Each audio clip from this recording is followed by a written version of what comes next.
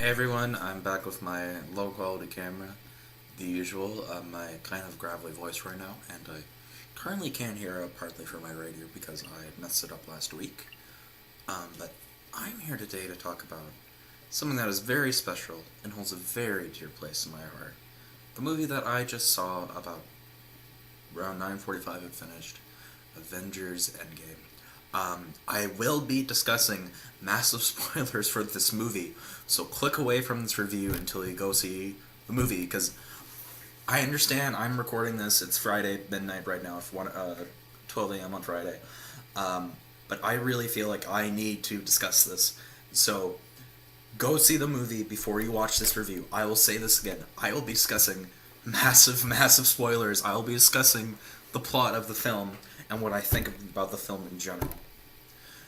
So, so this is your last warning. Click away if you don't want to see any spoilers. Okay, so I'm going to start discussing spoilers in three, two, one. Okay. So let's talk about the beginning of the film. Beginning of the film, it opens up with Hawkeye and his family. Then you see them get dusted, and that was really devastating because it's like young kids. That's really upsetting. And then his wife disappears, and that really Hawkeye was a lot better in this movie than he. I think this is the best he's ever been in any movie. I think besides maybe I think this is the best Hawkeye's ever been. Besides, I'd say the original Avengers. Like, he really has a lot of great character development. Becomes Ronin, becomes like the super dark assassin after his family dies. He just becomes kind of like a really much more darker version of John Wick. He just goes around killing people, like killing people. He kind of goes like the Punisher. I really think about it. He just goes around killing people that he sees that does wrong in the world. There's especially a shot with him in Japan. So that opens up. Then the next part of the film that opens up is Tony Stark in space with Nebula. They're playing games together, and I felt like that part should have gone on longer. And so Tony Stark is lying down, he's sleeping beside his helmet because he thinks he's going to die. And then Nebula shows up. I know Captain Marvel shows up and saves him, but that's when the plot holes in the film where, how did Captain Marvel know where they are? Unless you got like direct coordinates from like Rocket or something like, hey, I was able to track down the ship. If they had just said that, like, 2 lines of dialogue, could have totally explained it. But for some reason they didn't explain it in the film, so that was one of the plot holes that I noticed in the film, but it's a fairly minor one you can look over, as the rest of the film is just, blah, there's so much. The movie is 3 hours long, so there's a lot to unpack here. God, I can't describe this film. There's so much. I'll discuss my favorite parts. Try to keep it as simple as I can, because there's so much that happens in the film. Fat Thor is hilarious. It was a really unexpected twist of his character. I thought Thor would just be dark and brooding like he was, as you see him in the trailers. And they do go fight Thanos in the beginning, but he destroys the stones, and just Thor cuts off his head clean straight. He says, "I aim for the head." I'm like, damn. And Thanos had destroyed the stone. When you go see the movie, like his side of his face is all messed up and his arm's still all messed up, but he's obviously burnt, and they cut off his hand.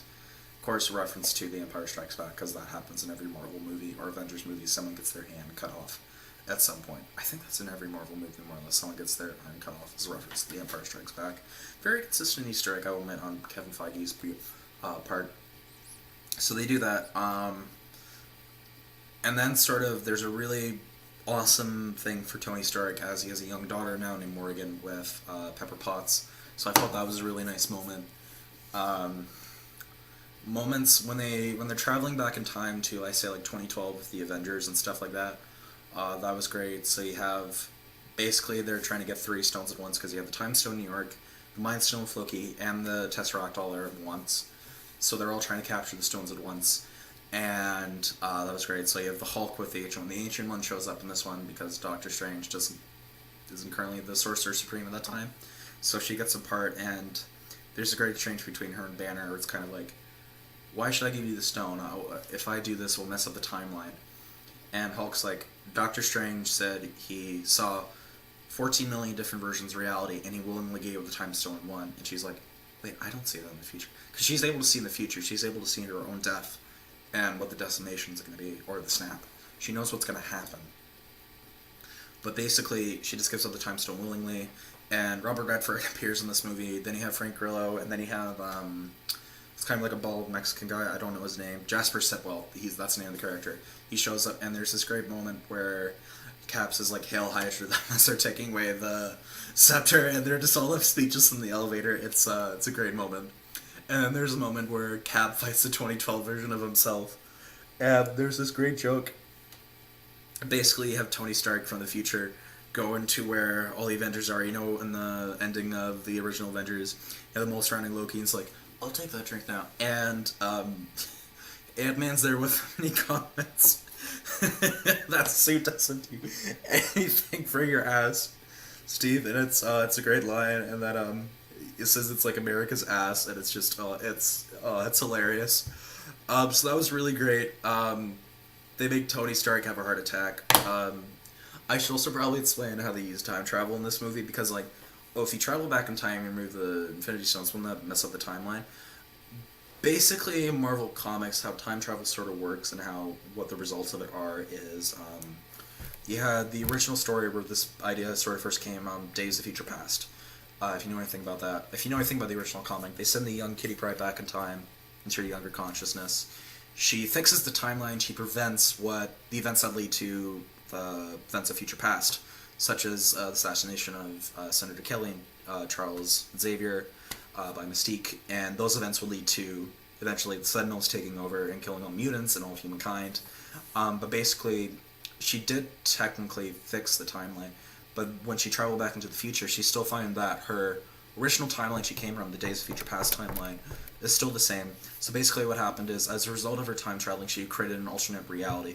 So her future, because it was technically still the future of the Marvel Universe at that point, with her, as a result of her actions, she creates a divergent universe. So basically becomes an alternate reality.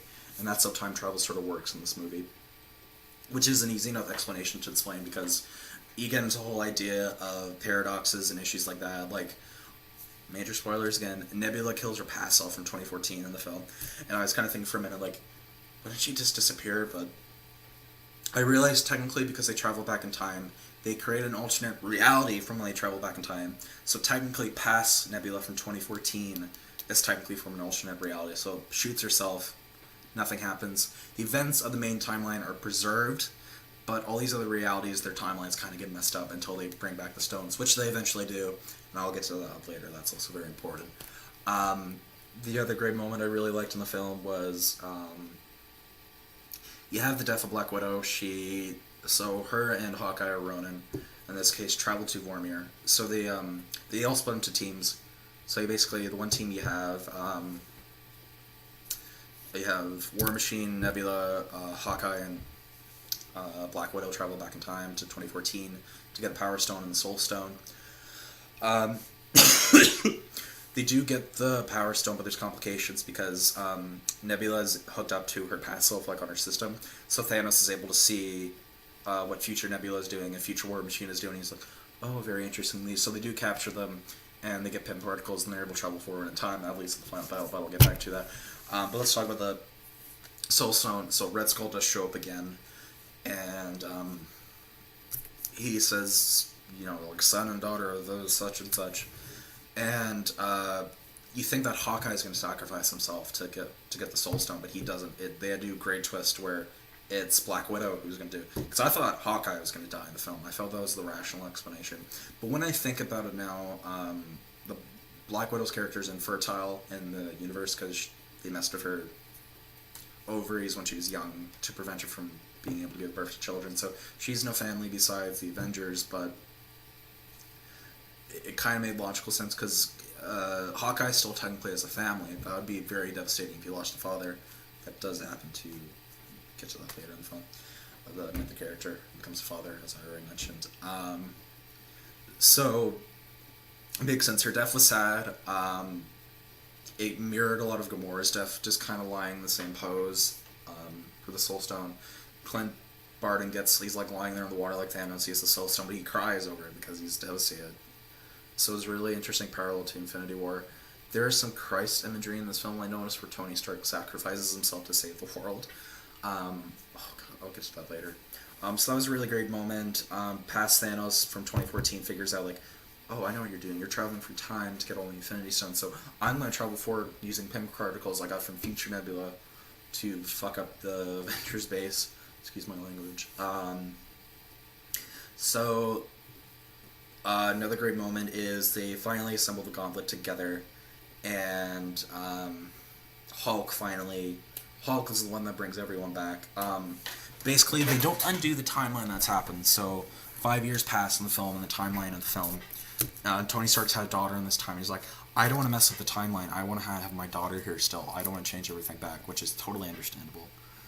But at the same time, you have billions and billions of lives. So they're able to preserve the current timeline as it is, but they bring everyone back. So the MCU is technically set in 2023 now because the snap took place in 2017 according to the official MCU timeline. So that's a big thing. I'm getting off track here. So Hulk, like he's like pulsating, takes something and like burns up his arm. But he was the only one logically besides Thanos to have the power to wield the Infinity Gauntlet. Like as a powerful being, he'd be the only one capable of doing such a feat because it's mainly, he says in the film, oh, it's just mainly gamma radiation. I'm the only one who can do this, and he does it. And everyone comes back, and that's when past Thanos shows up using time travel because past Nebula takes place of future Nebula and travels back with the current Avengers. It kind of messes everything up, sabotages them, but that leads to the final battle, which is also great. I should probably also mention Thor. They travel back in time to get the Reality Stone, and there's like a really sweet conversation he has with his mother. He's about to reveal what happens to his mother in Thor: The Dark World, where she gets killed, but doesn't obviously do that. So that was a really sweet moment. I should mention that. So let's talk about the final battle. I would say it's probably the second best battle scene I've seen of all time, besides Lord of the Rings, Battle of Minas Tirith. That's like the best cinematic battle you'll ever see, or like Mordor. This film kind of reminded me oddly of Return of the King because you have like two major battles in the film. Because they're time traveling, they're kind of messing all around with that. Another moment really time travel is they travel back to 1970 because when they messed up the original timeline in the Avengers, basically they do get the Tesseract, but Hulk is going down the stair. 2012 Hulk is going down the stairs. He smashes Tony in the head. That causes the Tesseract to fall away, and Loki gets away with it. So Loki, I think, is technically alive again. I think that's what they imply. I don't know if he's still technically dead or it's an alternate reality version of Loki. It's kind of confusing. But Loki is alive again, I think, technically now, because he gets away with the Tesseract. But they do travel back to 1970, and they get the Tesseract from the S.H.I.E.L.D. base. That's when he gets the Stanley cameo. It appears from the 1970s in his prime. That was a really sweet cameo. And then he also had a great moment where, you have two great moments where Tony meets his father, Howard, on the base, and he doesn't say who he is. He pretends to be Howard Potts. And he has this great one-on-one conversation with his father. That was great. And then there's a great moment where Steve goes into an office and he sees Peggy in the 1970s, and he looks at her. She doesn't see him, but it's a really great callback. And then you actually also have Michael Douglas appear DH in the 1970s, and you have a lot of great 1970s Easter egg to the Ant-Man comics, which is great. Because they need more pin particles to travel through time. So that's a great moment. I forgot to mention that. Okay, let's talk about the final battle now. So the final battle, it takes place at the Avengers HQ, and it's something else. Like, everyone shows up. So after Hulk brings everyone back, Thanos destroys the base. Everything looks hopeless. It's like Hulk, Rhodey, Rocket, Hawkeye, Thor, Iron Man, Captain America. And it's all looking hopeless. You have Hawkeye running away with the gauntlet from Outriders. And then you have Captain America wield Thor's hammer. He picks up Mjolnir, and Thor's like, I knew it. And it's great. He finally becomes worthy to wield Mjolnir, and he goes to town on Thanos. Like, it's great. And Thanos breaks his shield, which is a really great moment from the Infinity Gauntlet comic, which we have here. As a matter of fact, let me see if I can actually find. Let me see if I can actually find it. Give me a second. I'll be back in 1 minute. Oh wait, no, here it is. Here it is. I don't know if you can see it. You have this like great moment between Captain America right there, where he breaks his shield, and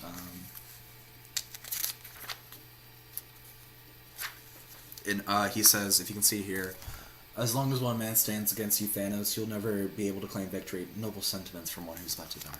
I am inevitable.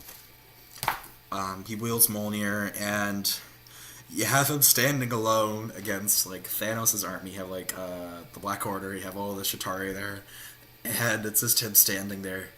And then you see a yellow circle appear, and I'm like, oh yeah. And then you see Black Panther, Shuri, and Okoye step through, and then you have like all the army of Wakanda, and then you have like the Guardians, Doctor Strange, and Spider-Man appear. Oh my god, when I was in the theater, people were clapping and cheering. It was just nuts. And then you have Pepper Potts appear in the rescue armor. You have all the sorcerers appear, and then you have Valkyrie appear with all the Asgardians, and it's just like this huge battle. And then you have Ant-Man be real big, and he's like punching down Chitauri ships, and then you have Spider-Man gets the gauntlet at some point, and he has a great interaction with Captain Marvel. Captain Marvel's only really in the movie about for 20 minutes. She appears at the beginning when they go to fight Thanos at his farm, and then she appears at the end, and she just punches the crap out of Thanos, and then she gets knocked out, of course. I bet some angry white fanboy's gonna be happy about that. Like, SJW, Brie Larson got knocked out, I'm so happy, but who cares? So it's just, there's so many great moments. I think then you get Black Panther gets the gauntlet, then Valkyrie gets it, everyone gets it, like it's absolutely nuts. But probably the best moment of the entire battle is you finally get when all the armies come together, and you have the Asgardians, you have all the Avengers that are still alive. Well, the ones that weren't snapped, and then you have all the ones who were brought back who were snapped. You have all of them there. You have all the Guardians of the Galaxy, Winter Soldier, Black Panther, Doctor Strange, Captain Marvel's there, all the sorcerers, all the Asgardians, everyone is there, and Captain America finally says the famous words, Avengers Assemble, and it's just, they all charge, and it's just nuts. But the best moment obviously would have to go to, it's Iron Man one-on-one versus Thanos.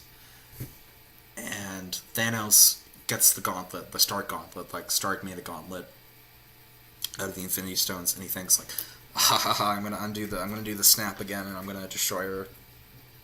And basically, he just snaps his finger, and he's like, what? And then you see Tony with, I think, like, Doctor Strange did this weird sort of magic thing. I think he did it, or Tony Stark. They don't really explain that. But you see all the Infinity Stones just slowly appear on his glove, and you're like, oh my god! And, like, Thanos is just there for a minute, and Tony just stays there for a minute. And he says to Thanos, I am Iron Man. And he just snaps him out of his and all the Chitauri, everything, they're all dusted and gone. And it just, it's the most badass and best way for him to go out. He dies, also of Black Widow. And his death is obviously very sad. He has Rhodey, Pepper, and Spider-Man appear at his death. His last words were, I'm Iron Man. And he just sort of passes away. Like, it mirrors when Peter died in Infinity Wars. He's like, I don't feel so good, Mr. Stark. I don't want to go. I don't want to go. And so that really mirrors that really well, and it's just so sad and poignant and touching, and it's probably one of the best deaths I've ever seen represented in a cinematic movie, or on the screen, or in a movie, I should say. And then you have the aftermath, where you have everyone back. Scarlet Witch, just everyone who got snapped is back, and they all have a funeral for Tony, and you have basically everyone there in the MCU. And you can imagine the Guardians, all the main Avengers except for Black Widow is there, and you pan out, you see the Guardians, you see Ant-Man and his grown teenage daughter, you see Captain Marvel, you see Bucky, Scarlet Witch, Falcon, and you also see Captain Marvel and Maria Hill, Hank Pym, Nick Fury, and Michelle Pfeiffer's character, Janet Van Dyne. And it's one of the best moments I've ever seen in a film. Like, they send off Tony's arc reactor. This proves that Tony Stark has a heart out on a flower bed, and it's just, Oh my god, it's just devastating. And Gorgon Meeker there too. I think I can't quite remember. I have to watch the film again to get it wrapped around my head. It's so sad, and I wish they'd done more for Black Widow, but I don't know. They might bring her back somehow, even though she's dead now. I think it was kind of necessary for the character to die. I felt like Captain America was going to die. He does change in a sense. I'll get to that in a few minutes, but it's a really great scene, and it's probably the best in the MCU. I say beside Thor's entry into Wakanda. And then the movie ends off on one of the most bittersweet moments. So Professor Hulk in the film, I forgot to mention the Hulk. Professor Hulk I found a little weird first. It took me a few minutes because I thought he looked like Shrek right at the beginning when I saw him, because I thought I would see Bruce Banner transform into Professor Hulk, but no, they just skip forward 5 years. He just figures out, like, oh, I figured I'd become Professor Hulk. He said, I treated the Hulk as some sort of parasite, but I finally embraced it, and I finally got the true version of it. So it's just basically the Hulk with Banner's intellect but still his strength with him. And he survives, which is good. So the ones who survive are the original six are Captain America, Hulk, Hawkeye, and Thor. Yeah. It's just Iron Man and Black Widow that die, and I'll get to Captain America in a minute. So with Captain America, Professor Hulk says you need to go back in time, deliver the Infinity Stones to make sure that these alternate realities are fixed. And he does go back in time, and he's there with Falcon and the Winter Soldier. And he's like, okay, how long should we go on for? 5 seconds. And he doesn't appear after 5 seconds. They're like, where the hell is he? They're all flipping out, and then Bucky turns around and he smiles, and he sees someone sitting on a bench, and it's an old man. And basically what happened was Captain America returned the stones to their time, which was required. And however, he decided to travel back to the end of World War II. He decides to live out the rest of his life with Peggy. And he's an old man, so he still is technically alive in the MCU. He's still around. Steve Rogers is a character, but he's no longer Captain America. He's just an old man. He got his wish of being able to live the rest of his life with Peggy and not be frozen in ice for over 70 years. He chose to travel back in time. And he passes his shield on to Sam Wilson, or Falcon. And it's so sad or touching. And Falcon's like, I don't know if I can live in a world without Captain America, but Captain America says, you are. He doesn't say you're Captain America, but he hands him the shield, and he sort of implies you are the new Captain America. You take this on. And he sort of says, like, this feels like it belongs to someone else, and says it belongs to you. So that was just, oh my god. And the final scene in the movie is Steve dancing with Peggy, and it's the 1940s. And you see Steve with a wedding ring as an old man, and it's so sweet. So he chose to live out the rest of his life. So technically he's like 170 now, technically, because he turned 100 in 2018. So he's like 175. And yeah, it's just a great film. There's no post-credit scene. There's a great moment where you just see all the cast and they sign their signatures and stuff. And so to summarize this movie would be too hard. It sort of describes words. There's some minor plot holes, but it's a satisfying and beautiful conclusion to 22 film arc. And I wish they did more of Thanos, because Thanos is a great villain. I mean, Infinity War was his movie, but it was sort of this chance to give the original six their turn. So I think that was really good. And it's just there's so much that happens. There's so many great moments in the film. I've told you what are my favorites. There's probably a bunch I've forgotten, like Captain America. I've already mentioned the Hell Hydra one, but I'd have to watch the film a few more times, get all the Easter eggs and stuff. There's nothing related to the X-Men, Fantastic Four. I'll flat out confirm that. There's nothing related to the film. They do have they have the kid trope for Iron Man 3 when he was in Tennessee, so I think he's going to be the new Iron Man. I kind of feel like that's what they're doing. They're implying that. And but I can't describe this film. It's like been such a big part of my identity of who I am, and every year there'd be two Marvel films to always look forward to. And hey mom, how are you? Sorry about that, my mom interrupted. But it's an immensely satisfying conclusion to a 22 film arc, and I grew up with these characters. The first Iron Man came out when I was 9 years old, and when I'm here at the age of 20 and looking back at it, it's just, there's never been anything ever like it in the history of film, and I doubt there ever will be again. Like, DC doesn't have a chance. It will continue, but it won't be the same. So I'm going to give this film a 9.5 out of 10. It's just incredible. Just satisfying. Great acting, great action, great special effects, great callbacks and cameos and Easter eggs and everything. Like, this movie's perfect.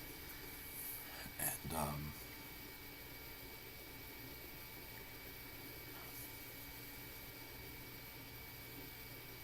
I just can't describe it. It means the world to me. Anyway, I thank you for watching this review. I really hoped that you just didn't watch it and to listen to all the spoilers that I tell you. I really feel like this is a movie you have to go see because it's the biggest cinematic event of the century by far, maybe the biggest movie of all time. It is projected to be the highest grossing movie of all time by current box office standards. Like, the movie is projected to make $280 million in China, and then $300 million this weekend alone in North America, plus even more. Like, the movie's 3 hours long, so pee before, obviously, like, go to the bathroom, that's an obvious thing. This movie is going to be something I'll never forget, and it will be forever in my heart. So I just wanted to say thank you guys for watching this movie review, and I shall see you all soon.